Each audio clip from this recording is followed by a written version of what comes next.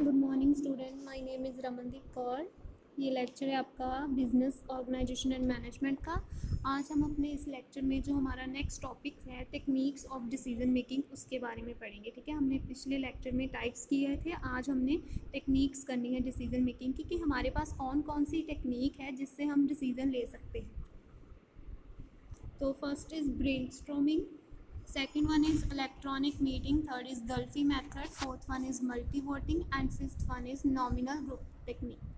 तो हम फर्स्ट पहले देखते हैं कि ब्रेनस्टॉर्मिंग क्या है। ब्रेनस्टॉर्मिंग जो कॉम्बिनेशन होता है प्रॉब्लम सॉल्विंग टेक्निक और डिस्कशन का, कि दोनों को कॉम्बिनेशन लिया जाता है, जहाँ पर क्या होता है कि जो एम्प्लॉयज़ होते हैं, जो डिसीजन मेकिंग में जो पार्टिसिपेट करते हैं, उनको कहा जाता है कि उन्होंने अपने आइडियाज़ देने हैं। ठीक है, तो ये जो टेक्निक होती है ये इसी बिलीफ पर वर्क करती है कि जितने ज़्यादा हमारे पास नंबर ऑफ़ आइडियाज़, जितने ज़्यादा नंबर ऑफ़ आइडियाज़ होंगे, ठीक है, ज़्यादा आइडियाज़ होंगे, उतने ही ज़्यादा हमारे पास पॉसिबिलिटी है कि हम किसी प्रॉब्लम के सोल्यूशन पर अराइव कर पाएंगे, हमें किसी प्रॉब्लम का सोल्यूशन मिल पाएगा और जो एक्सेप्टेबल होगा सारों पे। ठीक है, जो टॉप लेवल भी उसको एक्सेप्ट करेंगे, मिडिल लेवल भी, लोअर लेवल भी, राइट। कि जितने ज़्यादा हम, आपको भी पता ही है कि जितने ज़्यादा हमारे पास आइडियाज़ होंगे किसी प्रॉब्लम का सोल्यूशन निकालना, उतना ही हमारे लिए ईजी होता है, right. Next is electronic meeting. Electronic decision make, इसमें क्या होता है कि डिसीजन मेकिंग जो है वो हम टेक्नोलॉजी की हेल्प से करते हैं डिसीजन मेकिंग। फॉर एग्जांपल कि आप स्काइप पर कॉल कर रहे हैं, स्काइप पर अपने क्लाइंट के साथ। ठीक है, तो वो हो गया इलेक्ट्रॉनिक मीटिंग, जिसमें हमने इलेक्ट्रॉनिक वे से अपना डिसीजन मेकिंग लेनी है। ठीक है, नेक्स्ट इज डल्फी मेथड। इस मेथड में क्या होता है कि जो फैसिलिटेटर है वो टीम मेंबर्स को अलो करता है कि उन्होंने अपने जो आइडियाज़ हैं अपने सबमिट करने हैं अनोनिमसली। अनोनिमसली मीन्स होता है कि प्राइवेसी में, कि उसको जिस आप जैसे प्राइवेसी होती है कि उस पर आपका नाम नहीं शो किया जाता, राइट।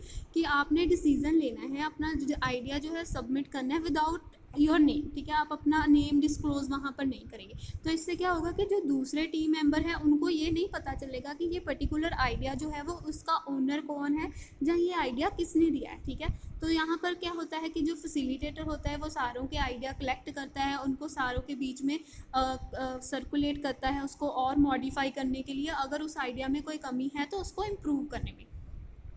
ये प्रोसेस तब तक चलता है जब तक हमारा फाइनल डिसीजन नहीं आ जाता, राइट। तो इसमें डल्फी मेथड में क्या है कि हमने अपने व्यूज़ देने हैं, अपने आइडियाज़ देने हैं बिना अपना नेम डिस्क्लोज किए, ताकि जो दूसरे मेंबर है उनको इसके बारे में कभी पता ना चले कि ये डिसीजन जो है वो, ये जो आइडिया है वो किसने दिया। तो ये फिर उसमें कलेक्ट करता है, जो फैसिलिटेटर होता है वो कलेक्ट करता है, तो दूसरों में सर्कुलेट कर देता है वो सारे आइडियाज़, और जो उस आइडिया में अगर कोई प्रॉब्लम रह जाती है तो उसको मॉडिफाई करते हैं, इम्प्रूव करते हैं बाकी के।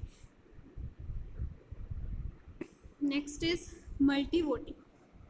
ये प्रोसेस, इसमें क्या है कि राउंड होते हैं, इस डिसीजन मेकिंग टेक्निक में राउंड होते हैं। ये है ना, हर एक राउंड में वोटिंग होती है। ठीक है, कि यहाँ पर हर एक इंडिविजुअल अपनी वोट कास्ट करता है, जो ऑप्शन जो सिलेक्ट की होती हैं, शॉर्ट लिस्टेड ऑप्शन होती हैं, उन पर हर एक राउंड में अपनी अपनी वोटिंग करता है। हर एक इंडिविजुअल को राइट होता है कि उसने अपनी वोट कास्ट करनी है एक टाइम पर। ठीक है, तो जो ऑप्शन, जिस ऑप्शन को ज़्यादा मैक्सिमम नंबर ऑफ वोट्स मिलते हैं उसको नेक्स्ट राउंड के लिए कैरी आउट, है ना, कैरी फॉरवर्ड किया जाता है, उसको नेक्स्ट राउंड के लिए फॉरवर्ड किया जाता है।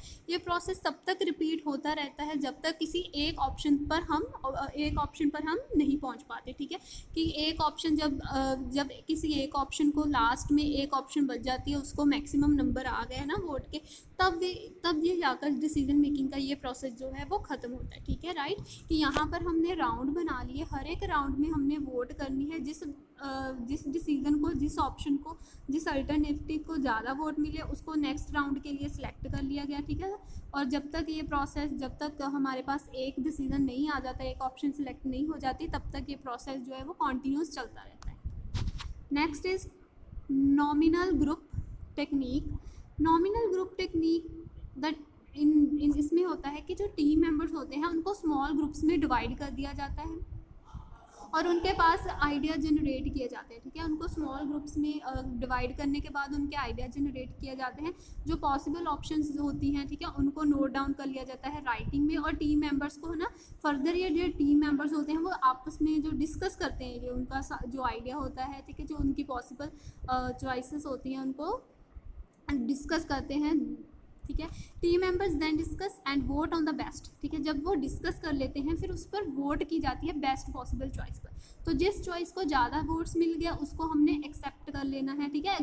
ये एक ग्रुप डिसीजन होता है कि ग्रुप ने अपने अपने आइडियाज़ दिए, फिर उन आइडियाज़ को हमने ग्रुप में सारे जैसे बंदे बैठे हैं ग्रुप में उनको डिस्कस किया, और जिस ऑप्शंस को ज़्यादा वोट्स मिल गया उसको हमने सिलेक्ट कर लिया।